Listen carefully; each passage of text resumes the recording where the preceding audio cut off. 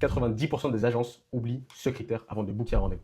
Et on va voir concrètement dans cette vidéo quels sont ces critères à valider avant la prise d'un rendez-vous. Donc, pour vous faire simple, il y a 4 critères BANT qui sont essentiels à la qualification et aux planifications du rendez-vous. Pourquoi? Parce que si vous oubliez ne serait-ce qu'un seul de ces critères, vous risquez de faire perdre 80% de taux de closing. Et c'est extrêmement important. D'accord? Donc, on va revenir étape par étape sur chaque critère, histoire que vous puissiez avoir les tenants et les aboutissants. Okay? Sans décideur, vous perdez 80% de vos deals. Okay? Ça, c'est extrêmement important. Le framework BANT existe depuis les années 60. D'accord? Et il y a 4 critères importants. Ça va être le budget, l'autorité, le timing et le besoin. Okay? Sauf que tous les critères ne pèsent pas le même poids, vous imaginez bien. L'ensemble de ces datas ont été basés sur Gong qui a analysé plus de 9000 opportunités commerciales pour mesurer le vrai poids de chaque critère. Ça veut dire que je vais pouvoir être en capacité de vous donner quel est le critère le plus important. Okay? Un seul de ces critères qui est bâclé et vous perdez la majorité de vos deals avant même la démo. Donc, il faut comprendre quelque chose. Dans les prochaines minutes, je vais vous montrer littéralement combien vous coûte l'oubli d'un seul de ces critères. Et ça va être extrêmement important que tu puisses appliquer, d'accord, des qualifications pour obtenir ces critères. Moi, c'est Chris, le fondateur d'Agence Setting, et la qualification, c'est mon métier. Donc, tu vas pouvoir avoir l'ensemble des datas qui te permettra de comprendre. Donc, on prend les 4 critères un par un avec la donnée derrière. On commence par celui que tout le monde évite d'aborder, c'est effectivement l'argent. Okay. Pourquoi je vous dis ça? Parce que ces 4 critères, si un seul tombe, eh ben, le reste tombe aussi. Comme je vous l'ai dit tout à l'heure, le problème c'est souvent que la plupart des setters traitent ces 4 critères comme une case à cocher. Oui ou non. Sauf que les données montrent que certains critères mal traités plombent le taux de closing, bien plus que d'autres. On va regarder un par un avec la vraie donnée derrière. Une fois que les 4 critères sont passés en revue, on ira plus loin. On regardera comment ils s'articulent face à un vrai comité d'achat. D'accord? Encore une fois, comme je vous ai dit tout à l'heure, le B, c'est équivaut à budget. A, d'autority, ça va être la personne décideur. N, de need, c'est-à-dire le besoin. Et enfin, le timing. D'accord? Donc, ça va être extrêmement important de retenir déjà ces 4 éléments. Parce que ces 4 éléments vont vous permettre justement de par la suite comprendre déjà à qui vous vous adressez lorsque vous allez soit appeler, soit discuter avec un prospect. Et c'est primordial d'avoir ces notions dans la tête. Donc, on va voir pour commencer le budget. Parce que le budget, c'est quelque chose d'extrêmement important. Et si vous n'avez pas cette data, bah, malheureusement, vous n'allez pas pouvoir closer lors d'un appel. L'idée, c'est que tout dans le process, il faut pouvoir avoir cette data. Car beaucoup de setters évitent le sujet budget par peur de faire fuir le prospect. Et ils le repoussent à plus tard, voire ne l'abordent presque jamais. Et l'erreur, c'est que Gong a analysé justement des milliers d'appels commerciaux et des deals où le prix est abordé dès les premiers appels ont un taux de closing supérieur à 10%. Mais encore une fois, il y a un piège. Le moment exact où vous posez la question à l'intérieur même de l'appel compte énormément. Donc, les meilleurs commerciaux, les meilleurs closers n'ouvrent jamais l'appel avec justement la question budget. Ils abordent entre la 35e minute et la 46e minute du call, une fois que la valeur est posée, une fois qu'on a posé le cadre sur qui on est, qu'est-ce qu'on fait, et c'est qu'on apporte et la méthode qu'on peut implémenter, là, on vient apporter justement notre tarification. Il ne faut pas avoir peur, justement, de donner la tarification parce que, encore une fois, ça va être la valeur perçue auprès de ton client, du moins de ton prospect. Donc, n'hésite pas à juste donner le prix et attendre. Pourquoi? Parce que les commerciaux qui parlent peu gagnent le plus. Et encore une fois, ce n'est pas moi qui l'invente, ce sont les stats. Donc, encore une fois, il n'y a pas besoin d'avoir du courage pour poser cette question. Il faut poser la question du budget pendant un appel, parce que derrière, ça peut vous freiner si vous ne la posez pas. D'accord? On voit que, comme je vous l'ai dit, près de 10% en plus sont signés lorsque le prix du budget est annoncé. Donc, encore une fois, le réflexe classique que beaucoup de structures font, c'est que ils disent, avant qu'on aille plus loin, vous avez un budget alloué pour ce genre de projet, sauf que c'est beaucoup trop flou. Et on ne pose pas ce genre de questions dès les premières minutes du call. Le but, c'est qu'on puisse justement avoir une autre approche. D'accord?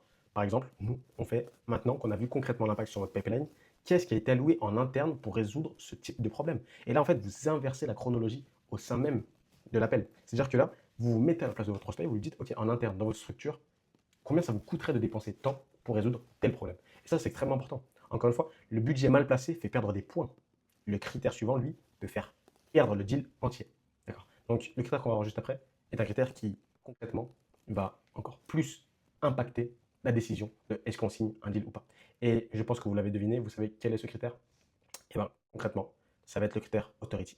Pourquoi? Parce qu'aujourd'hui, vous ne pouvez pas signer un deal si vous n'avez pas la personne autoritaire, d'accord, lors d'un appel. Donc, voici le critère qui coûte le plus cher quand il est oublié, c'est l'autorité. Encore une fois, Gong a analysé plus de 9000 opportunités commerciales. Résultat, les deals qui n'impliquent aucun décideur ont 80% de moins de chances de closer. C'est normal. vous n'avez pas le décisionnaire pardon, en appel, vous n'avez pas non plus la personne qui est responsable des investissements au sein de la structure, et c'est sûr que ce n'est pas le petit stagiaire ou l'alternant qui va signer le deal. Encore une fois, il faut être en capacité d'avoir la personne responsable. Si jamais vous avez par exemple un commercial ou autre, vous pouvez être amené à lui demander pour le second appel d'être avec son responsable, son dirigeant. Comme ça, vous allez pouvoir présenter justement votre offre aux deux personnes, que ce soit au commercial et également à la personne qui décide des achats. Et ça, c'est extrêmement important. Beaucoup de personnes oublient cette notion qui est littéralement primordiale. Demain, vous ne pouvez pas signer une personne qui n'est pas décisionnaire. Okay. Donc, encore une fois, sur les deals d'entreprise, cycle de vente supérieur à 90 jours, valeur supérieure à 100 000 $, l'écart grimpe à 233% de moins de chances de closer. C'est normal, parce qu'on est sur des plus gros deals, des plus gros montants. Donc, le problème, c'est que beaucoup de setters confondent la personne qui répond au téléphone avec la personne qui décide. Et c'est vrai. Pour le coup, un titre LinkedIn comme Head of Marketing, Head of Sales ou autre ne garantit en rien sur le pouvoir de signature réel. Okay. Donc, il faut littéralement demander qui doit être impliqué avant de considérer un rendez-vous comme qualifié. Encore une fois. Et ce critère, à lui seul, mérite qu'on revienne plus en détail, un peu plus loin. Parce que trouver le décideur, en réalité, c'est beaucoup plus compliqué que ce que vous le pensez. Okay. Donc encore une fois, sans décideur, on a 80% de chances de perdre notre deal. Avec un décideur, et ben on met les chances de notre côté. Okay. Donc le réflexe classique, c'est parfait. Je vous confirme le rendez-vous pour jeudi. Oui, vous avez confirmé un rendez-vous, mais ça sera avec qui? Une fois qu'on aura échangé, qui d'autre en interne doit valider ce type de décision? Ça, c'est la méthode à appliquer lorsqu'on a soit un appel avec un prospect, soit lui envoyer directement ce message. Et c'est extrêmement important, parce que par la suite, ça va augmenter littéralement vos chances de signer. Petite pause, avant d'aller plus loin, si justement ces chiffres te parlent et que tu repenses à l'ensemble de tes rendez-vous que tu as eu avec des personnes qui n'étaient pas dans le besoin, qui n'étaient pas des décideurs, justement, tu as le lien en description qui te permettra de réserver ton créneau gratuitement et on va pouvoir directement voir et implémenter nos systèmes si, encore une fois, tu as la capacité déjà pour recevoir plus de prospects et des prospects de meilleure qualité. Donc, n'hésite pas à checker la bio ou la description de la vidéo. Ok. Donc, pour te faire simple, il faut qu'on puisse avoir un second critère. D'accord. Ça va être ce qu'on appelle need, le besoin. Le besoin est extrêmement important parce que entre 11 et 14 questions, eh ben, tu imagines bien que le besoin est quelque chose d'extrêmement important. Okay. Beaucoup de setters posent une seule question de surface. C'est-à-dire qu'ils vont dire, vous avez un problème X et note besoin confirmé dans le pipeline. Mais ce n'est pas du tout suffisant. Donc, à mesurer le nombre de questions de découverte posées par appel chez les meilleurs commerciaux. D'accord. Et le point d'équilibre se situe entre 11 et 14 questions. Ça veut dire qu'en dessous, vous n'avez pas assez creusé pour comprendre l'impact réel du problème chez votre prospect. Donc, c'est extrêmement important déjà de comprendre concrètement l'objectif de cet appel et comprendre s'il y a un réel besoin. S'il n'y a pas de réel besoin, tu ne pourras pas venir répondre à travers ton service. Et c'est pour ça que c'est important de prendre le temps de décortiquer, d'accord, chaque phase lorsque tu vas venir qualifier un prospect, encore une fois. L'idée, c'est qu'on n'a pas juste à cocher une case avec besoin confirmé. Non, il y a une nuance très importante. Okay. Chaque question doit rebondir sur la précédente comme une vraie conversation qui creuse, pas une liste qu'on récite dans l'ordre. Et c'est vrai, on n'est pas un interrogatoire. Le but, c'est de pouvoir rebondir sur ses propos et au fur et à mesure, voir où est-ce que ça coince. Et c'est là on va sortir gagnant. Okay. Donc, encore une fois, le réflexe classique, ça va être, vous avez des problèmes de génération de leads? Point d'interrogation. Oui, un peu. Parfait, je note ça. Non. Le setter doit creuser. D'accord. Et la méthode qu'on peut implémenter, c'est, vous avez des problèmes de génération de leads? Concrètement, ça se traduit comment sur votre pipeline aujourd'hui. Et si ça continue comme ça sur les 6 prochains mois, ça change quoi pour vous? Et si je peux vous donner un petit tips, et je l'ai moi-même exercé lors de mes appels de closing, il faut pouvoir faire chiffrer la perte, d'accord, à ton prospect. Il faut que tu puisses lui faire ressentir qu'il va perdre de l'argent. C'est-à-dire que si demain, tu as un appel de closing et que tu dis, bah, ok, aujourd'hui, quelle est votre offre moyenne? Il te dit, bon, 2, 3, 4 000 euros. Si à travers cette offre, il te dit, bah, j'ai un taux de no-show d'environ 30%. Bon, tu sais que sur 10 rendez-vous, il y a 3 personnes qui ne viennent pas. Sur ces 7 rendez-vous qui viennent, s'il te dit qu'il a 30% de personnes qui ne sont pas décideurs, et bien là, tu vas pouvoir rebondir dessus en disant, mais ok, concrètement, ça veut dire que sur ces 3 personnes qui ne sont pas des décideurs, ça veut dire que vous avez perdu X. Et là, il va pouvoir visualiser sa perte, d'accord? C'est-à-dire qu'il va faire 2000 x 3 par exemple, et ça va faire 6000. Il va se dire, bah ok, sur 10 rendez-vous, j'en ai déjà perdu 3 qui ne sont pas venus, 3 qui n'étaient pas les décideurs, et ça me fait presque plus de 10 000 euros de perte. Et c'est pour ça que c'est super important de chiffrer la perte de ton prospect. Petit tips pour vous. Donc le critère suivant, celui qu'on note le plus vite et qu'on comprend le moins, encore une fois, c'est le timing. Pourquoi? Parce qu'il ne faut pas confronter la date et le cycle réel, encore une fois. Le timing, la plupart des setters notent juste une date, d'accord? Il veut avancer ce trimestre et passe au critère suivant. Sauf que le problème, c'est que cette date n'a pas de sens. Et donc, pourquoi elle n'a pas de sens? Parce qu'il faut que vous puissiez justement comparer cette date au cycle de vente réel, d'accord? Donc, on va se baser sur les données d'HubSpot, par exemple, qui estime que le cycle de vente moyen pour une solution SaaS avec un contrat annuel de moins de 5 000 $ est de 40 jours.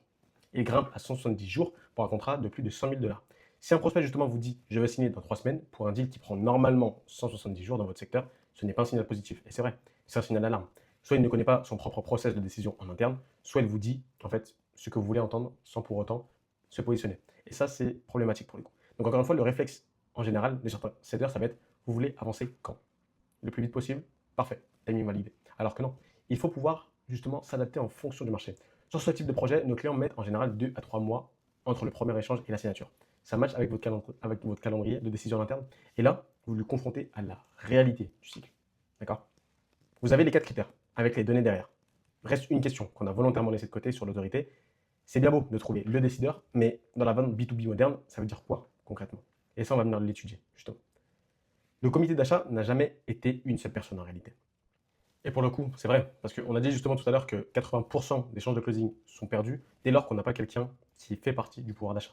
Mais trouver les décideurs dans une vente B2B moderne, c'est un raccourci trompeur, parce que Gartner a mesuré ça précisément. D'accord? Ça veut dire qu'une décision d'achat B2B complexe implique en moyenne un comité de 6 à 10 personnes, entre le décideur, l'influenceur, l'utilisateur finaux, parfois même un budget holder, celui qui s'occupe entre guillemets de gérer le budget. Et chacune de ces personnes arrive avec 4 à 5 sources d'informations qu'elle a consultées de son côté, qu'elle va ensuite partager avec le reste du groupe. Ça veut dire deux choses très concrètes. Ça veut dire que déjà, en fait, à chaque fois que vous allez avoir un interlocuteur au téléphone, ça va presque être jamais le décideur. Ça va dépendre, encore une fois, de la taille de l'audience que vous allez cibler. Ça va dépendre de quels sont vos prospects. Si demain, vous avez une campagne méta qui tourne et que ce sont des prospects, par exemple des customers ou autres, bien sûr qu'il n'y aura pas forcément de décideur. Mais si par contre, vous faites du call calling ou autre, à destination justement de professionnels et pour le coup des grosses structures, là ça va être beaucoup plus compliqué. Ça va être beaucoup plus compliqué parce que la deuxième chose, c'est qu'il va falloir pas convaincre une seule personne, il va falloir convaincre 5 à 9 personnes. Ça veut dire que la personne que vous avez eue au bout du fil, est-ce qu'elle sera en capacité de convaincre les autres personnes? Et telle est la question. Donc c'est pour ça que c'est extrêmement important d'être à l'affût déjà de tout ça, de pouvoir déterminer quelles sont les personnes impliquées, entre guillemets, dans la décision finale. Parce que votre contact, c'est votre point d'entrée dans l'entreprise. Mais derrière, il va également avoir le décideur, l'influenceur, l'utilisateur, le budget. Et encore une fois, par exemple, il peut avoir un président ou autre, donc ça va être beaucoup plus complexe. Le réflexe classique, c'est j'ai le bon contact, il est convaincu, le deal est signé et sur la bonne voie. Donc encore une fois, ça va vous permettre d'anticiper le relais en interne et préparer encore une fois un support si jamais vous avez une objection qui est relevée par un autre en interne. Et ça, c'est extrêmement important, cette notion-là de support, parce que ça va être un atout pour vous. Mais malheureusement, le framework Bent a ses limites. Ce n'est pas un outil magique. Sinon, tout le monde aura un taux de closing à 100%. Le framework Bent va avoir ses limites. Pourquoi? Parce que dès lors qu'on va passer sur des cycles de vente beaucoup plus longs, avec des tickets beaucoup plus hauts également, ça va être beaucoup plus précis et pointueux la façon dont on va amener la qualification d'un prospect, ou du moins d'un prospect qui a plusieurs décideurs dans la structure.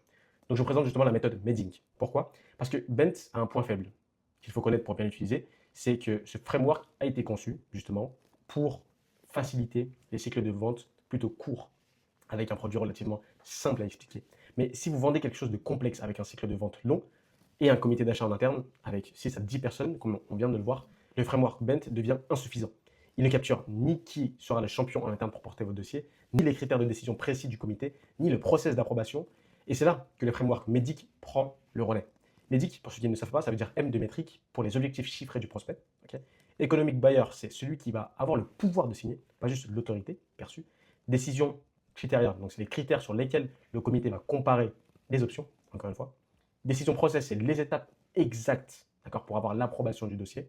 Et Identify Pain, ça va être la douleur réelle de votre prospect. Et Champion, c'est la personne qui va défendre votre solution en interne quand vous n'êtes pas dans la place. Donc il faut pouvoir être en capacité de nouer presque une amitié, une relation, plus que prestataire à prospect, mais une relation presque, entre guillemets, amicale, même si j'abuse sur le terme, mais pour le coup, il faut pouvoir créer une connexion qui va vous permettre justement d'avoir une personne en interne qui va défendre votre dossier, votre projet. Encore une fois, vous n'avez pas besoin de choisir un camp pour toujours. La règle est simple, cycle court, ticket moyen, Bent, ça suffit. Si on part sur un cycle long avec un ticket élevé, alors Menting devient nécessaire. Ok? Donc, pour vous faire simple, le réflexe classique, c'est on a un budget, une autorité, un besoin, un timing. Le prospect est qualifié en Bent et on fonce. Très bien, sur des entreprises pas forcément complexes. Mais si derrière, on sait que le Bent est validé, mais sur ce type de deal, je veux aussi savoir qui va porter le dossier en interne quand je ne serai pas là dans la salle et sur quels critères précis le comité va trancher. Et ça, c'est important d'ajouter ces questions dès lors que vous avez déjà la qualification Bent. D'accord? Donc, vous avez maintenant les 4 critères, les limites et quand basculer vers un cadre plus complet. Reste un dernier réflexe simple qui multiplie l'effet de ce qu'on vient de voir. Et ce réflexe, on va le voir juste après, c'est littéralement le réflexe qui multiplie l'effet des 4 critères.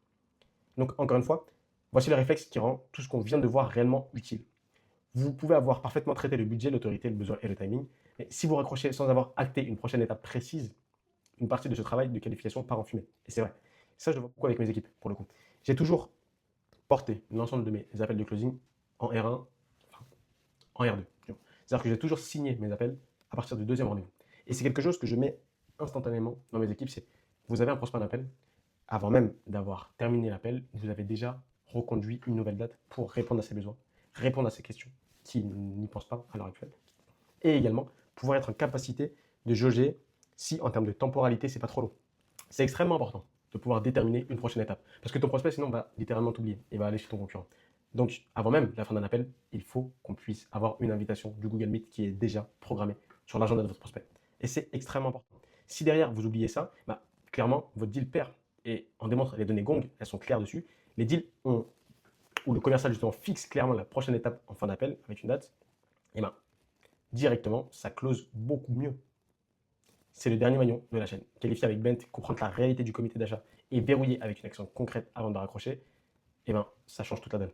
Okay, donc, n'oubliez jamais, encore une fois, lors de la qualification, c'est bien, mais programmer une nouvelle étape, c'est mieux. Donc, on ne dit pas à la fin de notre appel, merci pour votre temps, je vous recontacte bientôt. C'est non, je vous envoie le lien du calendrier tout de suite, vous en discutez avec votre équipe d'ici vendredi, on se calme mardi, 14h pour la suite. Et n'oubliez pas, si vous avez suivi l'ensemble de nos vidéos en amont, on a parlé d'une date et d'une heure précise pour avoir un taux de show-up élevé. Je vous laisse me dire en commentaire, à votre avis, quelle est cette heure précise. Okay, donc, on va récapituler tout ça. Donc, vous avez les 4 critères et le réflexe qui les rend utiles. Il nous faut le budget, abordé tôt dans le processus, mais tard dans l'appel, après avoir construit la valeur. C'est 10% supplémentaire de closing en plus. Il nous faut l'autorité, c'est le critère le plus cher à ne surtout pas oublier, parce qu'il va déterminer jusqu'à 80% de chances de closing en plus si on a le décideur et en moins si on ne l'a pas. Donc, ce décideur fait toujours partie d'un comité de 6 à 10 personnes qu'il faudra convaincre après vous, si on s'adresse aux structures. Pareil, le besoin, il faut creuser avec 11 à 14 questions, ni plus ni moins. Et le timing, il faut comparer toujours la date annoncée à votre cycle de vente réel sur les deals complexes. Bent ne suffit plus. C'est le moment justement de basculer vers Medink pour capturer le champion et le process de décision en interne de la structure. Et peu importe la quantité et la qualité de votre qualification, elle ne vaut rien sans une prochaine action concrète, qui est un second appel, d'accord, ou des messages ou un mail. Si vous voulez qu'on édite votre process de qualification actuel gratuitement, vous allez pouvoir retrouver nos liens dans la bio et dans la description de cette vidéo. Le but, c'est que vous puissiez justement voir les failles de votre système, que ce soit le système de qualification de vos prospects ou le système de génération des prospects. Car le cold calling ou autre, c'est fini. Aujourd'hui, on parle d'intent calling, de multitouch, et c'est des notions que peu de personnes ont encore. Donc, n'hésitez pas à regarder l'ensemble de nos liens dans la description.